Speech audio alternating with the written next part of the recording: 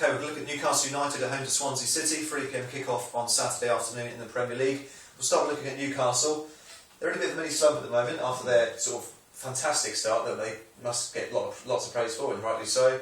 They've not won since the 5th of November.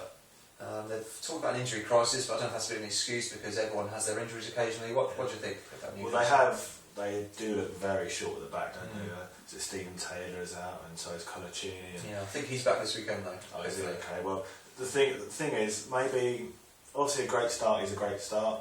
It's really hard when the Premier League season starts. It's really hard to know who's where and what's going on. So maybe it was a bit of a false position. Because after we were talking about Europa League and maybe Champions League, so they are probably just dropping down to where their level is. So, but the defeat against Norwich was not out of the blue and unexpected, but you would have kind of thought they would come back and respond to their previous defeats. Okay, well, you mentioned there, I think their ambitions for the season are a bit difficult to gauge, aren't they? I mean, they're 5 points from 4th and 5 points from 8th, so it's sort of 6th, 7th what they're looking at, actually.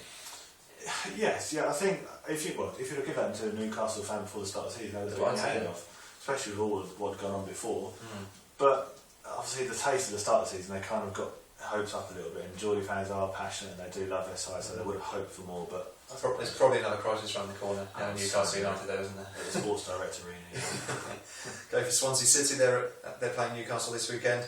It's all about the home form for Swansea, which is great to an extent, but they could do with some picking up a few more points away from home. I think it's only them and Blackburn that haven't won on the road. So they beat Fulham last time out, which is pleasing, but that shouldn't just be a case of that means we can lose this one. They need to go again and get some points again. I think obviously with the newly promoted side, they'll target the home games. Obviously, then look to get whatever they can on the road.